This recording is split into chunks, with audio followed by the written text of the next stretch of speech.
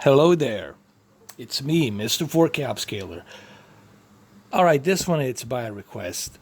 I have so many of you begging me, asking me, hey man, I have Sony X900E and I have PlayStation 4 Pro. I have both of these two. They're both Sony. What type of custom picture settings would you recommend, Mr. 4K Upscaler? Alright, so this is going to be not a calibration. I'm not going by any standard calibration here, okay? Even though there might be some elements of it.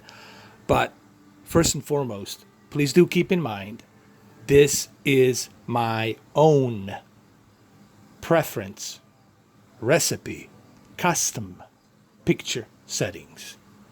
Why do I talk like this? Because I only have 10 minutes to do this video, and I want you to understand this. So let's go jump right into this. Yes, this is a PlayStation 4 Pro, as you can see right here. And you're looking at Far Cry 5. Now, Far Cry 5, it's running at 1600p, upscale to 4K.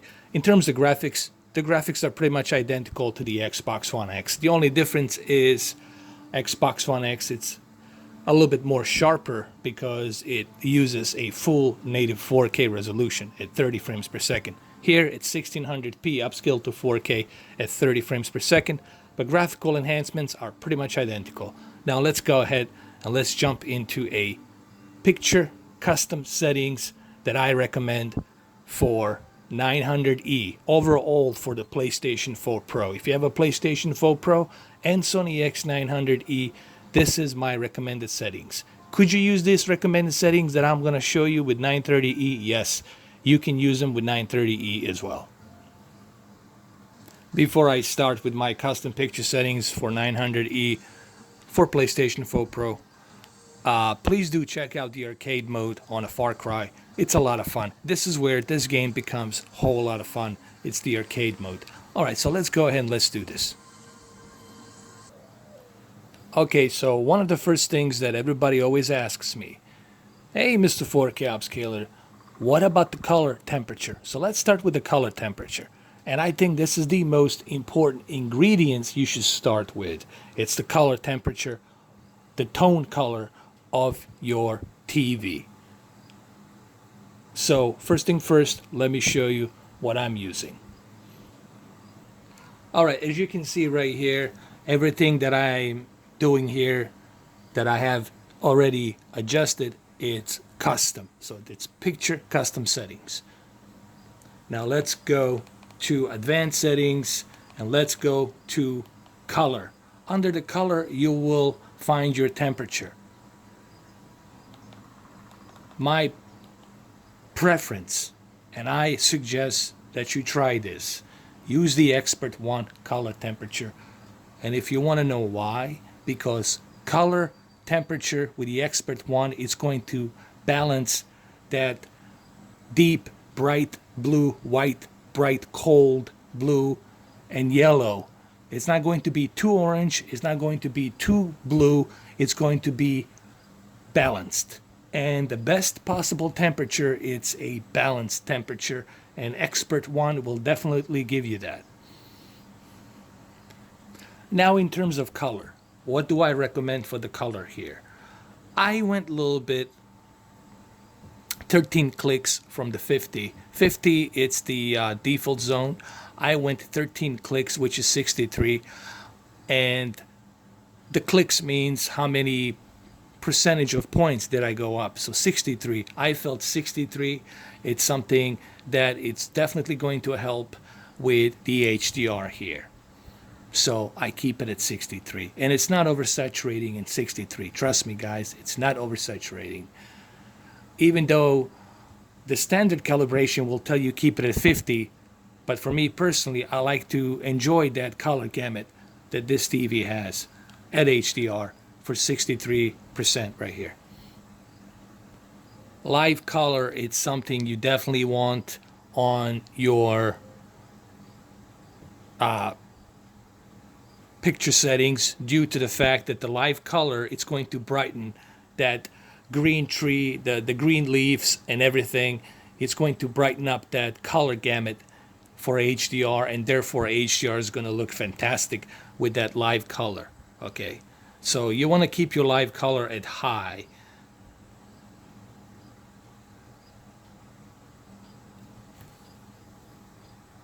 All right, so let's jump into the clarity. Sharpness. I felt leaving sharpness at 50 for this game, for not just for this game, for PlayStation 4 Pro in general, it's really the best. And the reason I have it at 50, it's because I have my resolution set to maximum. Now, what the resolution reality is, it's basically I'm adjusting my any sort of like interference that might be showing up on the picture, like if any sort of noise that might be showing up on the picture on this resolution set to maximum, it's going to filter all that stuff out, and therefore it's going to look very nice and clean. So keep it at maximum. Like I said, I only have 10 minutes to do this video, so I don't have time to go into details why. I'm just giving you the recipe here. If I was doing it in detail, this video would be half an hour, maybe 40 minutes. Random noise reduction and digital noise reduction. This is something you want to keep on automatic. I wouldn't keep it at high, because if you do keep it at high, then the picture's going to look too blurry. It's going to look too soft. I would just keep it at automatic. Smooth gradation, you want to also keep it on automatic as well. What this basically is just the noise reduction. Any type of noise you might be getting from your HDMI cable or whatever it's nearby. This right here, all of these settings will automatically reduce this. But this is something you use for the cable television, you know, not for something like this. That's why I just leave it like this. I would just recommend leave it at high, okay? Because you're going to be using your cable, you're going to be watching the movies on your cable, so keep the smooth gradation at high, and digital noise and random noise reduction at high, okay? Now motion, this is something that everybody's been asking me. What about the motion? Motion, I use my own custom motion flow. I use smoothness all the way to the maximum. Why? Because I don't want to have any type of judder. You see, there's barely any judder here. Now you will see judder, a little bit of judder, but not to the point where it's like jerky, okay? So I like to keep it all the way to the maximum. Keep the smoothness all the way to the maximum. Clearness, keep that at minimum. You don't want to mess around with the clearness. Clearness, all it's going to do is going to dim down the picture. Make sure that you keep smoothness at maximum and Cinemotion at high, which is right over here, right there down below. Now let's jump into the video option. HDR mode, I keep it on automatic. HDMI video range, I keep it at full because I am using a Belkin HDMI 2.1 cable, so I want to take the full advantage of that really fast data bandwidth.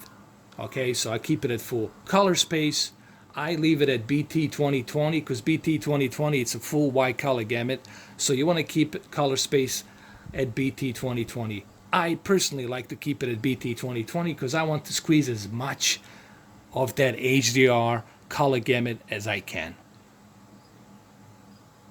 And now the last but not the least, brightness, I keep it at maximum. And contrast, I keep it at 93 because I don't like to have, because I'm sitting only 4 feet to 5 feet. This is a personal preference, guys. Contrast, normally I tell you leave it at maximum, but in my case, I'm sitting 4 feet away from the TV. I keep it at 93. Gamma, I never mess with the gamma. Black levels, I kept it at 33 because I already have my black adjustment set to high because I'm trying to squeeze as much of the deep dark levels as I can. And all of these elements right here, you want to keep them at high. All right, guys, I'm running out of time here, so make sure you write these things down. These are my custom picture recommended settings. All right, thank you for watching.